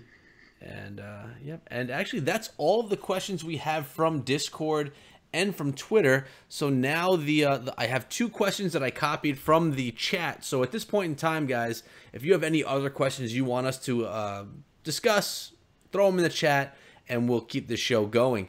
But one of them is from Radical Rosh, and unfortunately, he's not here anymore. I don't believe he stepped out maybe a half hour ago. But he says, I don't see many people using dragons much these days. Is it just me? What do you think? I know that the Perfect Storm is going pretty well at Town Hall 9. Yeah, I love watching that attack, which is basically a Dragoon attack with a quad zap and single quake on 2 ADs. Right. But anywhere else, maybe Town Hall 11 a little bit for that surge to the core. I don't know. I'm not seeing it as a content creator. I mean, I literally this last video you're going to see. I got an important question in that one. I don't want to give it up, but anyway. I think I've seen 4 dragon attacks and 2 minor attacks post update. That's pretty much it when it comes to 10v10 and 11v11. Time to Clash says it right there. Single target Infernos, good night to the dragons, and that's true story right there. Dragons used to be able to go for days in multi Infernos. And you don't get many dragons, so when single starts taking out dragons, picking them off, it's game over, right? Right. But I haven't seen him at 9 either. I haven't really seen him at 9 or. Oh man, I've seen him at 9, dude. I can make video upon video upon video of Town Hall 9. Still cracking out the dragons. I see him all the time. Dragons are working good at 9. Yeah. All I see is witch attacks. So. Yeah, that I was seeing them for a while. Now I'm seeing a lot more hogs, and it's probably split pretty evenly now at Town Hall 9 from what I'm seeing, hogs versus the witches, which is nice because, man, I remember there was a drought of anything but witches, and I would die to see a Laloon or a hog attack, and now we got more diversity back. Oh yeah. Question from Skullcrackers: how do you feel about how do your significant others feel about the amount of time you spend in the game? I know that Goon and I kind of answered this in a previous episode, but how about you there, Radix? My wife thinks I'm a loser, basically. Wow. Yeah, I think that just covers it. I mean, the good old argument is, well, I'm not out on the town drinking. I'm here. I'm in the house. But yeah, I mean, I run a podcast and talk about the game, and she just doesn't understand that, which is fine. She doesn't have to. But now you've been on the trap, man. So I know. Aura of legitimacy has been on. She's obviously a massive fan. She said she was going to bed, but I'm sure she's watching it upstairs. I'm sure she is. She's sneaking an eye on. She's a secret. She's a secret Cleric Dragoon fan, to be honest. Nice. Everyone is. Some aren't so secret. Yeah. So it's the accent. So, but yeah, she doesn't approve. I think it's one of the things that she would change about me is playing Clash of Clans, but it's been around for like 5 years of my life now, so it's not going anywhere, man. Just kind of got used to it. Yeah. I think the worst thing is when I was playing, maybe when the kids are around and stuff. She doesn't like that kind of stuff. So as long as it's kind of when they're in bed or whatever, she doesn't like it being an influence on them. Yeah. Like my daughter opened up my iPad the other day, and I must have just closed the lid on it, and Clash of Clans opened it, and she's like, "Daddy, your TV show's playing." I was like, "Oh, that's fine." No. Well, hey, Clash was a family affair here, man. Except for, I mean, even my youngest daughter played it, but my oldest daughter didn't play it. But at one time, pretty much my wife and all my daughters played it. So they've all quit now, and I, of course, inherited all their accounts. But anyway. Goon, you want to take a few of the questions from the chat? Let's look here. What new troop in Clash would you want, air or ground? And would you want a new spell or trap with the troop release? I would say yes to the traps, obviously, because if you're going to add a new troop, you definitely need to balance it with maybe a little bit more defense. A new troop, I think with the ground game right now, that's up. But I like air attacks too, but not really sure how much you could do with air per se. But I even thought about something strange like a cannonade from the water that could lower a cannonade into the base. I don't know, something like Boom Beach different style there you're talking, huh? Yeah, kind of like that. Yeah, man. But like an old ship or something that'd come up, would, who knows? Jack Sparrow might be on the deck. Who knows? I'll tell you what, I don't like those ideas at all, man. I don't like that. Come on now. Jack Sparrow. Let's go. Yeah, keep Jack Boom Sparrow's Beach and the Boom man. Beach, man. Keep Boom Beach and Boom Beach. I think a new air troop would be cool. Bring the Inferno Dragon to the game or something. I don't know. Yeah, it's tough, man. That actually would be a horrible troop. It wouldn't do much in the game at all, to be honest, an Inferno Dragon. I'd like some more dark spells. Oh, yeah? The dark spells they were introduced and then nothing kind of happened. Nothing's been added recently to those. And I think, Poison's awesome, obviously. Quake's not used as much. And Haste is obviously used quite a bit. But it'd be cool maybe to have something in there, maybe a play on what we already have as main spells like they have done before. I don't know. It'd be cool to have maybe some dark spells. I'd like that. Ryan's asking if we could have more than 20 Supercell IDs on one device, and what I would say is if you have more than 20 Supercell IDs, you should get a second phone. I mean that's crazy. He said earlier in the chat that he has 30 of them. I don't know how you even manage that, man. 30 Town Hall 1s? What Town Hall level? That's hard to imagine. I did see Clash with Ash do a video once on a guy that ran a whole war on his own. They were all his accounts. I forget if it was 40 members or something. That was crazy. I mean, that's like your Friday night. That's what you do. Yeah, that's unreal. cool video. But what else we got in the chat coming? Anything else that we need to discuss, guys? Are we closing shop right now? You guys want to discuss anything else? If you do, share it now. I think that dude beat Clash with Ash's clan, by the way. He did. Did he? Yeah. It was that video was an old one, about a year old. Yeah. Yeah, I think if you you wrecked have him, that dude. many accounts and you actively play, you are a good attacker. Yeah. I wish Ash was still playing Clash. I think he might come back if something. Yeah, I hope so. happens. He was always Max as well. Like I always kind of interacted with him on Twitter because we were, we always wanted more walls and stuff like that. He's a good guy. I just I know he's doing pretty well with his Clash Royale stuff, but he's definitely a miss. Like his content's missed with Clash of Clans.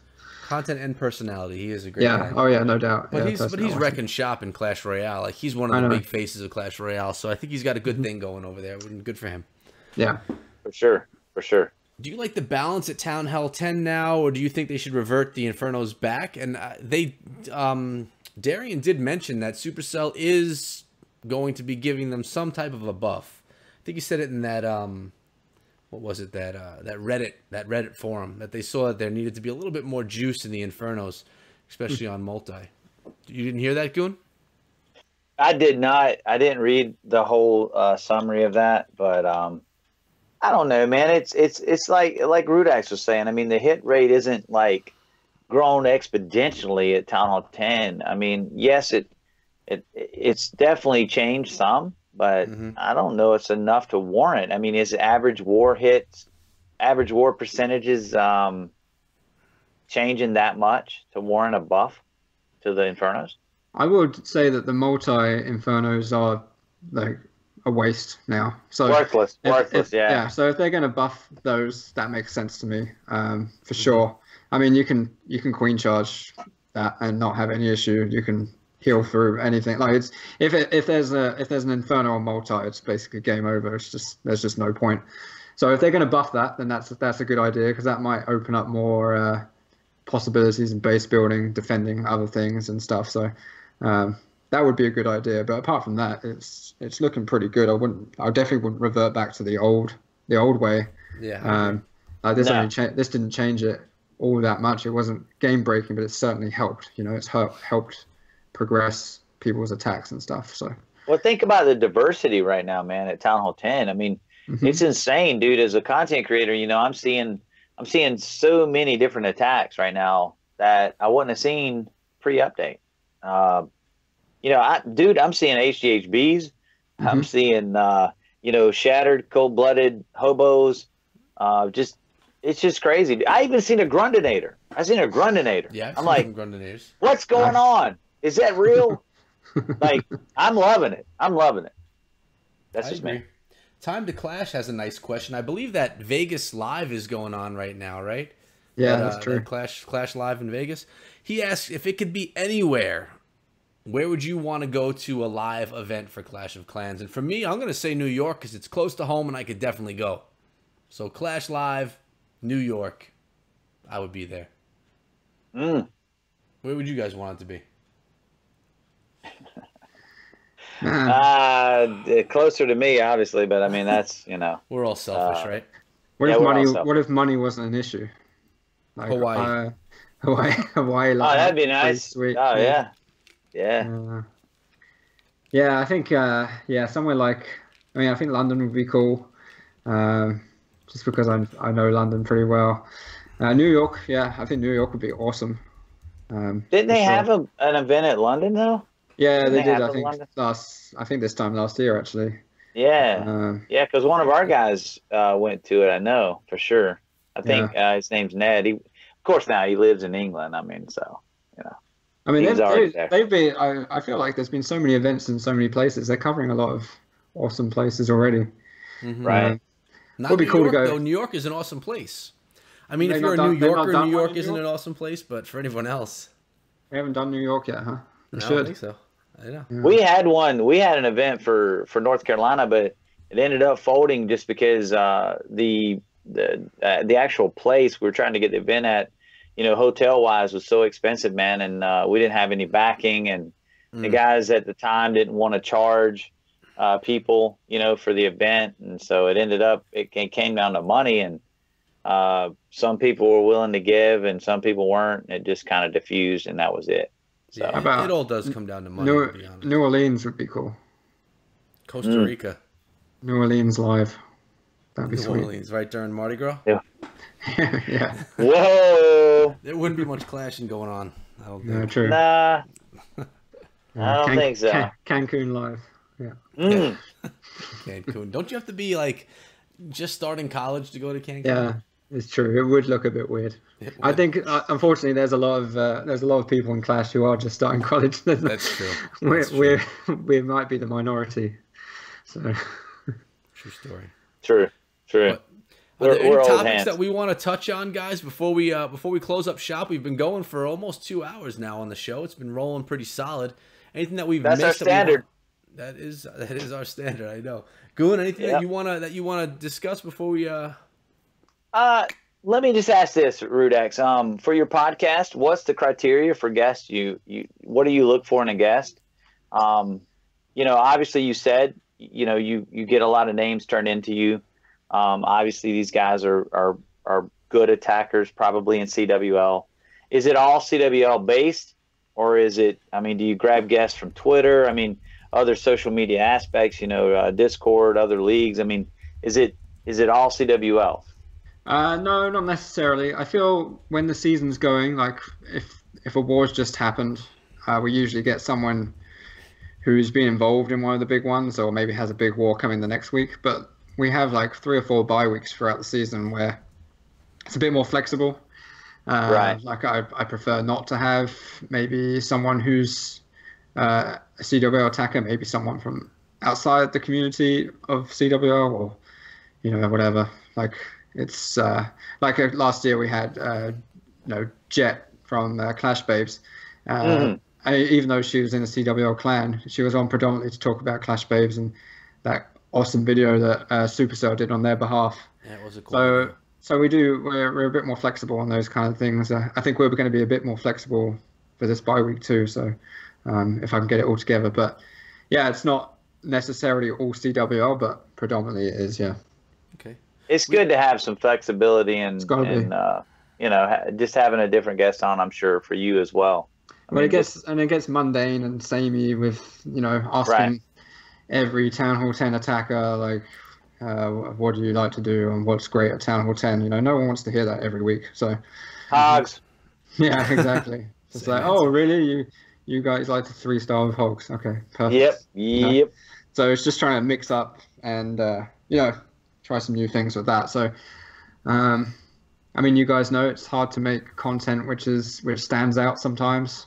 It's hard to make the same content sound different. So, that's the issue. Very true. Yeah. Very true. So we have 2 more questions, one coming from Time to Clash and one coming from Sheldon's Elite about the Klaus news. Why don't I get into the Klaus news first before I forget, before the show's over? No. And basically, Cleric Dragoon, my co-host on the show, unfortunately has to work sometimes. So when those days do come, rather than him trying to do any of this from his job and getting called away, we're gonna call in someone from the community that's offered to step in as a co-host for the week. And next week is one of those weeks. So Klaus is going to be my co-host on the show next week.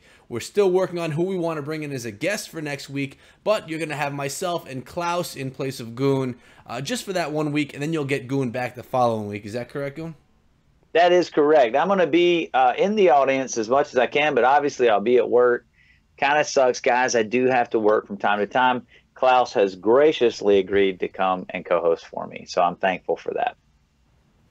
Yep, he's a good man. Yep. And the other question from Time to Clash: if we won CWL invite with our clan, how would we celebrate? Food and drink. I don't know how I would celebrate that. It's got to be a juicy steak, I had some of that tonight. It's got to be juicy steak and you got to have some champagne, maybe some of Power Bank's cake as well. Power Bank's We did cake. talk about that with him last week. I know. Yeah, that was interesting actually because I never heard that story, so that was good. He Yeah, it brought a lot was. to that show last week. It was a lot of fun. Yeah, yeah. And apparently, guys, I'm supposed to say Ram truck at some point. Just like Power Bang eats cake, but he really doesn't. I'm supposed to say Ram truck. So there it is, Ram truck, guys. Whatever that means. So there you go. Ram truck. Pizza Carry and on. Budweiser, Skip says right there. Well, I guess we should start summing things up, guys. So, first of all, if you haven't been following the three of us on Twitter, our Twitter handles are right under our heads and our faces. So you should head on over there right now. Follow us on Twitter for discussions or whatever it is may be going on that network of the socials. And why don't we, I'm going to pass it over to RUDAX right now to say any last things. Again, let people know where they can find your podcast and stuff like that.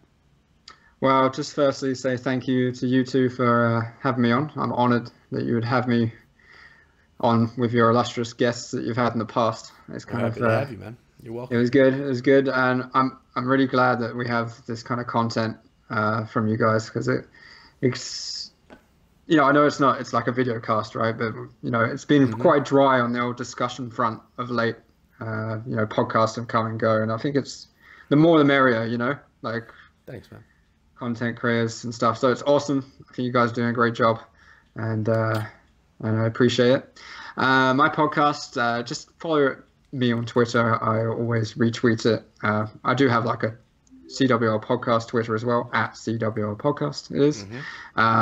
We record every Sunday after the CWL Wars and talk about it, and it's usually out on Monday around the middle of the day.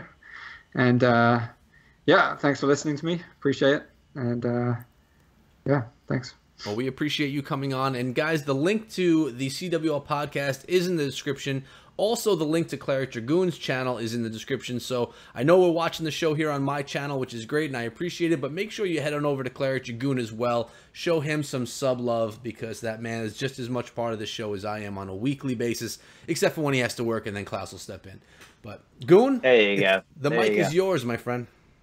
Guys, thank you so much for showing up tonight. Every time you guys show up, we are very thankful. Guys, I also want to say if your clan is interested in joining our family, me and Echo Through Me's family, let us know. There is a link in the description of this video that will let you either go to our recruitment server or our main server, and you will get in contact with our team builders, and they'll talk to you. Obviously, we got some more announcements there. I can't talk about it tonight. We'll save that for a later show, but we've got some exciting stuff coming down the road a little bit. Just right now, we're doing a soft launch, and that's all I'm going to say. That's all you're going to get right now. And then if all goes well, we'll definitely publicize, and we'll let you guys know what's up. So that's pretty much it for me right now, guys. Thank you so much, and back to you, Echo. And Joshua, it's actually going to be Klaus, unless if he shows up late, then it could be Spooby Klaus. But it should be the real Klaus. That is the plan. When I asked him, he was actually very excited to come back on the show because he had a great time the first time he was here. Right. But it's going to be the real Klaus on the show next week. But guys, that's been it. What's that? I was going to say, if Klaus doesn't show up, you guys can watch me turn valves at work. I'll just turn the camera on. I'll turn valves. You guys, just be really loud. I'll try to hear you, but for the most part, it's going to suck. I promise you. But I mean, I'll be there for you. I'm there for you. Yes, you are. Good support. And if you want Clash with Ash on the show, R-Star Media, why don't you get those tweets going over to him? Remind him that Klaus, that CWA, he would be a great guest in the show. We would love to have him. Definitely wouldn't turn him down. But that's been it for us today, guys. I hope you enjoyed the show as usual. 13 weeks of the Springtrap in the bag. Week 14 coming to you guys next week on Saturday at 10 p.m. Klaus as my co-host that week, and the guest will be shared probably midweek this week. We'll let everyone know who's going to be here. But again, thank you. Make sure you show support to everyone else that's been on the show as much as you've shown support to me. Thanks for all the donations that came through. They are never expected, but they are always appreciated, and they do help go to make these things work like this right here. But thanks so much. Cock love. Yes. Cock love, everybody. COC love, I will say. He'll say cock love. Either way, there's a lot of love coming through. But guys, thanks so much. We'll see all you guys back here next time. And until then, be good. Or be good at it. Or be good at it.